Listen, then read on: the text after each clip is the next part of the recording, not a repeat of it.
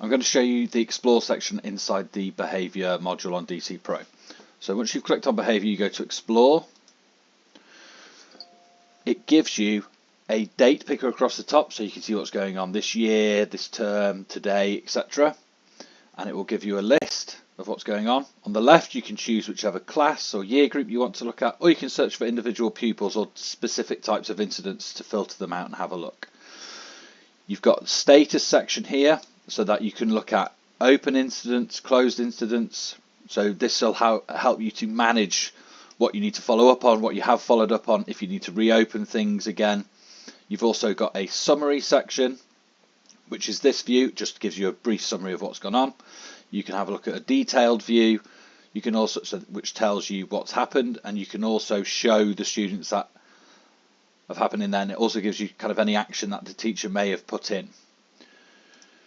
There's also a timeline, so obviously this is showing you the most recent. You can group it via category, which shows you the different types of categories that are going on around the school, and also location as well. So you can see the number of incidents taking place around the school and the different places.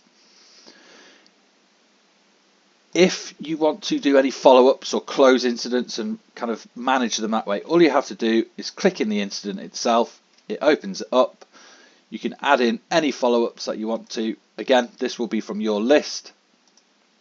Any comments that you want to put in here, and you save it. If it's done and dusted, you can also close the incident at this point as well. So that means it will go into your close section, and you know that this has been dealt with, and you don't need to do anything else with it.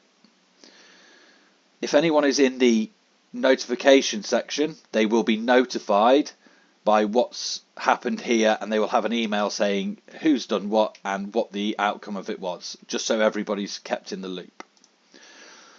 There's a students view in the top right hand corner as well. So if I click students, what that will do is it will open up the students that I've got selected here, and I can kind of look at them by the amount of incidents that they've got. So I can click on something like total incidents, and it will open it up and show me the students with the most incidents.